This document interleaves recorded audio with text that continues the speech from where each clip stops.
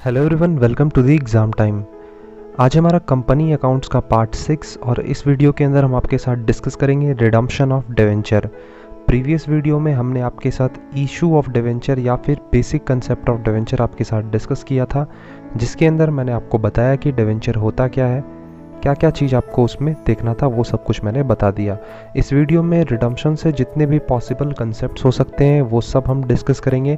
कितने टाइप्स होते हैं, आपने बेसिक अपने क्लास 12th में 2 ही टाइप पढ़ा होगा, लेकिन हम यहाँ पे टोटल 4 टाइप डिस्कस करेंगे आपके साथ। तो वीडियो लास्ट तक देखना, आपको बहुत कुछ जानने के लिए मिलेगा। वीडियो स्टार्ट करने से पहले बता दूं, हमारा टेस्ट सीरीज़ लॉन्च हो गया है। जो भी नए स्टूडेंट हैं या जो भी इंटरेस्टेड स्टूडेंट्स हैं वो हमारे प्रो टेस्ट सीरीज़ प्रोग्राम में जुड़ सकते हैं। हमारे टेस्ट के अंदर आपको 7 फुल लेंथ टेस्ट मिलेगा, 11 यूनिट वाइज पेपर मिलेंगे, हर एक यूनिट के separate test, online plus offline दोनों ही प्रैक्टिस आपको करवाए जाएंगे। इट मीन्स एक बार आपको पूरा पेपर PDF फॉर्म में मिलेगा और एक बार सारा पेपर आपको ऑनलाइन फॉर्म में भी देखने के लिए मिलेगा, जिससे आपको एक्सपीरियंस मिल जाएगा कि आपका ऑनलाइन एग्ज़ाम होता कैसा है। यूनिट वाइज आपको नोट्स दिए जाएंगे, हर एक यूनिट के MCQs भी अलग से प्रोवाइड किए जाएंगे। वीडियोस के अर्ली एक्सेस, जो भी मैं वीडियोस अपलोड करता हूं उसका एक्सेस आपको पहले मिलेगा। करंट अफेयर या इकोनॉमिक अफेयर्स के PDF सीट्स आपको दिए जाएंगे। 24/7 सपोर्ट या फिर व्हाट्सएप ग्रुप में आप डाउट सॉल्व कर सकते हो, आपके जो भी डाउट्स होते हैं। और ये सब बहुत ही अट्रैक्टिव प्राइस पे, जो कि है 400 रुपीज़। अभी के टाइम पे इतने कम प्राइस में आपको कोई भी टेस्ट नहीं प्रोवाइड कर रहा है, सब आपसे ज़्यादा चार्ज कर रहे हैं। तो अगर आप इंटरेस्टेड हो तो दिए गए नंबर पे कांटेक्ट करो और इनरोल कैसे होना है ये जान लो। तो चलिए हम मूव करते हैं अपने टॉपिक की तरफ।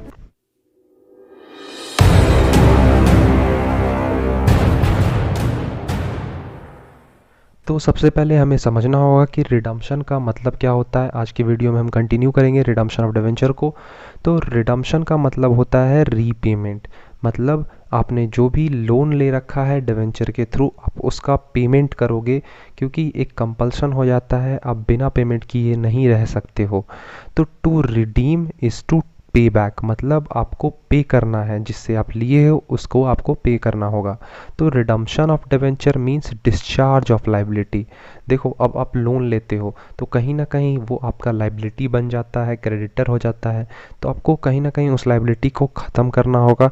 तो वही यहाँ बेसिक बताया गया है कि रिडम्पशन ऑफ डिवेंचर का मतलब है डिस्चार्ज ऑफ लाइबिलिटी, लाइबिलिटी को ख़त्म करना on account of debenture bond by the repayment to debenture holder.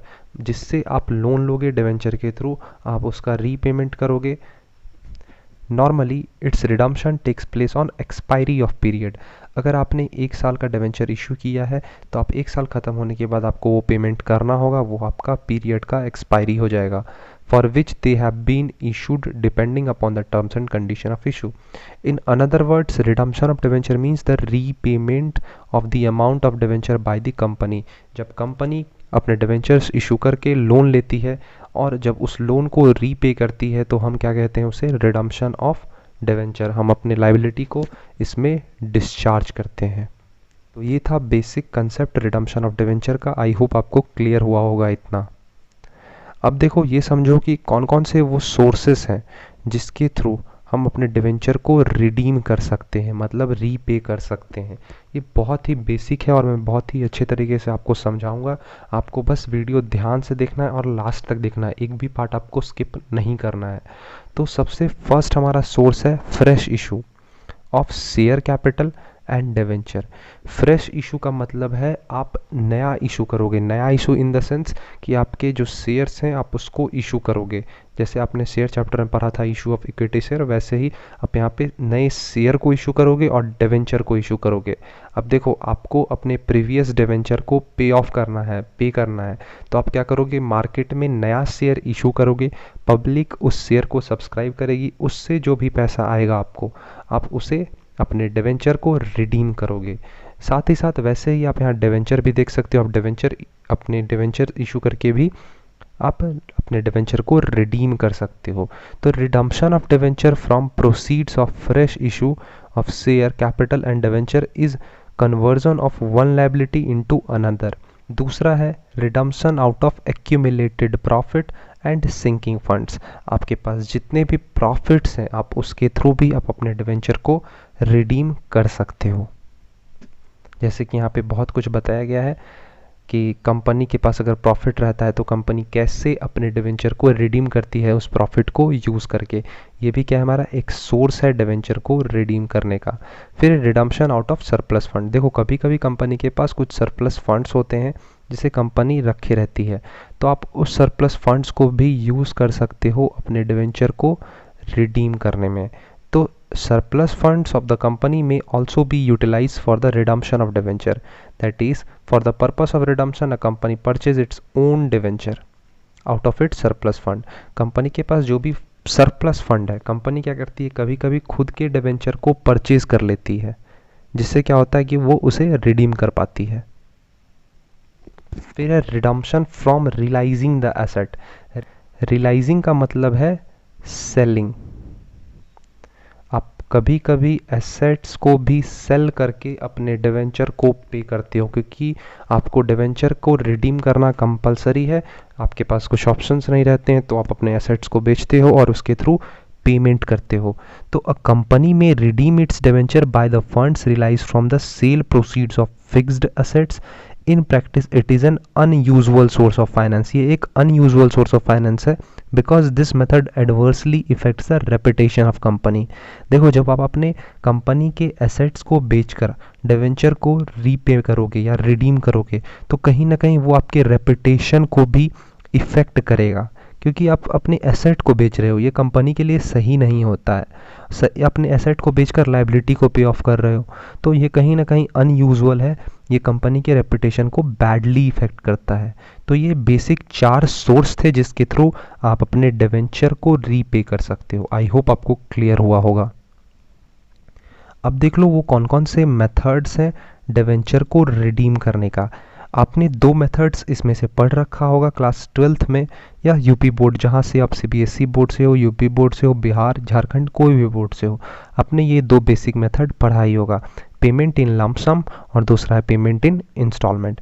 ये 2 बेसिक मेथड आप नहीं पढ़े होगे, परचेज इन ओपन मार्केट और कन्वर्जन इनटू और न्यू डिवेंचर। एक और मेथड होता है यहाँ नहीं दिया गया है, जो कि है आपका सिंकिंग फंड मेथड, ज़्यादा इम्पॉर्टेंट भी नहीं है। तो ये 4 मेथड आपको ध्यान में रखना है। आपसे इसे थ्योरेटिकल क्वेश्चंस पूछे जा सकते हैं, तो मैं आपके साथ वो सारे पॉइंट्स डिस्कस करूंगा। इस पे प्रैक्टिकल आपसे नहीं पूछा जाएगा, क्योंकि मुझे नहीं लगता आपसे वहाँ पे जर्नल एंट्री पूछेगा, क्योंकि अभी तक के प्रीवियस ईयर को देखा जाए तो आपसे जर्नल एंट्री नहीं पूछा गया है। तो मैं एक एक करके सारे मेथड्स को एक्सप्लेन करता हूँ। सबसे फर्स्ट मेथड है payment in lump sum.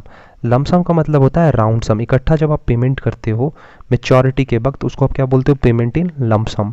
The enterprise reclaims the debenture by paying the funds in lump sum to the debenture holder during the maturity as per the term and condition of the issue.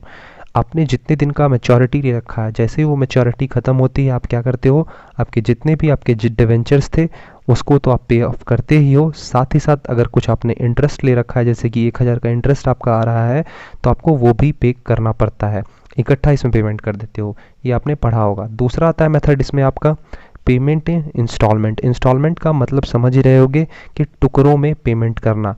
अभी एक instalment दे दिया, एक instalment 6 महीने बाद दिया, या फिर आप 3-3 महीने के इंटरवल पे भी आप कहीं ना कहीं पेमेंट कर रहे हो, तो ये क्या होता है आपका payment in instalment. Under this method usually redemption of debenture is paid in instalment on the particular date during the time. The total amount of debenture liability is being divided by the total number of year। जैसे कि अगर आपको 50,000 debenture आपके हैं और आपको उसको payment करना है, तो आप क्या करोगे, आपके पास जितने भी टोटल नंबर ऑफ ईयर्स हैं, 5 साल हैं, तो आप 50,000 को 5 से डिवाइड करोगे, 10,000 का आएगा, 10,000 करके पेमेंट करना है। This must be noted that authentic debenture reclaimable are recognised by the source of drawing the required number of lots out of debenture outstanding for the payment. मतलब आपके जितने भी डिवेंचर्स, आपको जितना भी पेमेंट करना है उसे आप लॉट्स में भी पे कर सकते हो। थर्ड आता है परचेज इन ओपन मार्केट। कभी कभी कंपनी क्या करती है, इंटरप्राइज क्या करती है, वो खुद के डिवेंचर्स को परचेज कर लेती है, किस एम से, कि हम उसे कैंसिल कर देंगे, मतलब कैंसिलेशन के एम से। When an enterprise buys its own debenture for the aim of cancellation, such an act of buying and cancelling the debentures comprises redemption of debenture by purchase in the open market place. Company ने debenture issue किया, अब company खुद के debenture को purchase कर रही है, जिससे क्या होगा, वो डिवेंचर ऑटोमेटिकली कैंसिल हो जाएगा। तो ये भी क्या होता है, हमारा एक मेथड होता है परचेज इन ओपन मार्केट। फिर आता है कन्वर्जन इनटू शेयर्स और न्यू डिवेंचर। आप क्या करोगे, आपके जो भी पुराने डिवेंचर्स हैं आप उसको शेयर्स में कन्वर्ट कर दोगे, इक्विटी शेयर्स में, या फिर आप उसे एक नए डिवेंचर में भी कन्वर्ट कर सकते हो। An enterprise can reclaim it's debenture bye transforming them into a new class of debenture और शेयर। जैसा कि मैंने आपको बताया कि आप अपने डिवेंचर्स को नए शेयर में या नए डिवेंचर में कन्वर्ट कर सकते हो। It may be noted that this method is applicable only to convertible debenture. ये नॉन कन्वर्टिबल डिवेंचर पे एप्लीकेबल नहीं होगा। आपने टाइप्स ऑफ डिवेंचर पढ़ा होगा, मैंने प्रीवियस वीडियो में बताया था आपको। तो कन्वर्टिबल डिवेंचर पे ही अप्लाई होगा, ये नॉन कन्वर्टिबल डिवेंचर पे अप्लाई नहीं होता है। तो आपको ये पॉइंट याद रखना है। देखो, जो भी आप नए शेयर्स इशू करोगे कन्वर्ट करके, मतलब जो भी आपके पुराने डिवेंचर्स थे आप उसको शेयर्स में कन्वर्ट करोगे, तो उसको आप कैसे सर्कुलेट करोगे, मार्केट प्रीमियम पे सर्कुलेट करोगे, डिस्काउंट पे सर्कुलेट करोगे और पार पे सर्कुलेट करोगे। मतलब यहाँ जैसे कि बताया गया है कि दीज न्यू शेयर्स और debentures can be either circulated at a premium, at a discount और एट अ पार। मतलब आप तीनों चीज़ पे ही अपने न्यू शेयर को या न्यू कन्वर्ट किए हुए शेयर को सर्कुलेट कर सकते हो मार्केट में। तो ये बेसिक आपके पास 4 मेथड्स थे डिवेंचर को रिडीम करने के। अब आपको कुछ बेसिक चीज़ें समझनी है या बेसिक पॉइंट्स कह लो आप इसे, जहाँ से आपसे क्वेश्चंस कुछ पूछे जा सकते हैं। सबसे फर्स्ट है डिवेंचर रिडम्पशन रिजर्व। इसे आप DRR बोलते हो शॉर्ट फॉर्म में। तो DRR out of profit create किया जाता है, मतलब प्रॉफिट से क्रिएट किया जाता है जितने भी आपके डिवेंचर रिडीम हो रहे हैं। तो देखो, ये एक कंपलसरी है अपने कंपनी एक्ट के अकॉर्डिंग कि कोई भी कंपनी, जो भी कंपनी है, उसको एटलीस्ट 25% का DRR तो क्रिएट करना होगा। जैसे कि अगर आपके पास 50,000 के आपके डिवेंचर हैं तो आपको इसका 25% एज अ DRR बना के रखना पड़ेगा। ये कंपलसरी है। किसने कंपलसरी किया है? कंपनी एक्ट 2013 रूल भी दिया हुआ, चाहो तो देख सकते हो, वैसे इंपॉर्टेंट नहीं है आपके लिए ये। तो आपको ये याद रखना है कि डिवेंचर रिडम्पशन रिजर्व किसी भी कंपनी को बनाना पड़ता है जो डिवेंचर इशू करती है, एटलीस्ट 25%, ये याद रखना, कंपनी एक्ट 2013 के अकॉर्डिंग। फिर उसके बाद आता है इन्वेस्टमेंट। आपने पढ़ा होगा डिवेंचर रिडम्पशन इन्वेस्टमेंट, जिसे आप DRI बोलते हो। तो ये भी एक कंपनी का रूल है कि एटलीस्ट 15% नॉमिनल वैल्यू का 15% एज अ आपको DRI बनाकर रखना होगा, डिवेंचर रिडम्पशन इन्वेस्टमेंट। कब? Before 30 April of the year. आपका अगर कोई ईयर एंड हो रहा है तो उसके 30 अप्रैल से पहले ही आपको डिवेंचर रिडम्पशन इन्वेस्टमेंट बनाना होगा। आपने पढ़ा डिवेंचर रिडम्पशन रिजर्व आपको 25% बनाकर रखना होगा, लेकिन डिवेंचर रिडम्पशन इन्वेस्टमेंट आपको 15% बनाकर रखना होगा। अब देखो, कुछ इंस्टीट्यूशंस हैं जिनको डिवेंचर रिडम्पशन रिजर्व बनाने से एग्जेम्प्ट किया गया है, मतलब उन्हें एग्जेम्पशन दिया गया है। वो इंस्टीट्यूशंस हैं, तो आपका ऑल इंडिया फाइनेंशियल इंस्टीट्यूशन, जितने भी भारत में फाइनेंशियल इंस्टीट्यूशंस हैं उनको RBI, उनको DRR नहीं बनाना पड़ता है।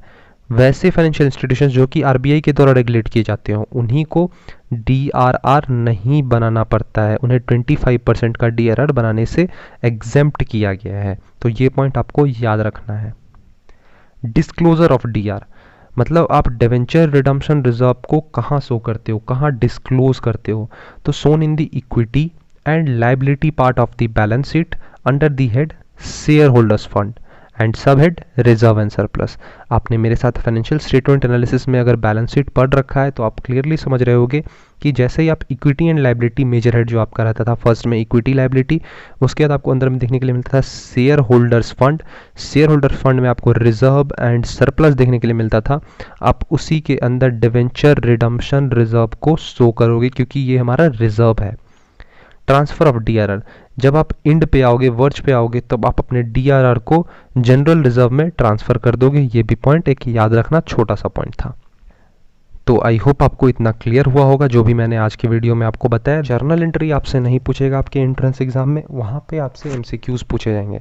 तो रिडम्पशन ऑफ डिवेंचर से जितने भी कंसेप्ट्स हो सकते थे वो मैंने आपको बताए, बेसिक कंसेप्ट्स। आपसे इससे ज़्यादा कुछ भी वहाँ नहीं पूछेगा। अगर कुछ पूछता है, जैसे अगर मैं MCQs में देखता हूँ, तो मैं आपके साथ ज़रूर से ज़रूर शेयर करूँगा। तो अगर आपको आज का वीडियो पसंद आएगा तो वीडियो लाइक करना, चैनल सब्सक्राइब करना, हो सके तो फ्रेंड्स के साथ भी शेयर करना। मिलते हैं नेक्स्ट वीडियो में, तब तक के लिए थैंक यू और bye. No fear, I'm standing right here, eyes peer with my mind clear, never look rear, only up, never down, look around till I'm found, hear the sound, listen.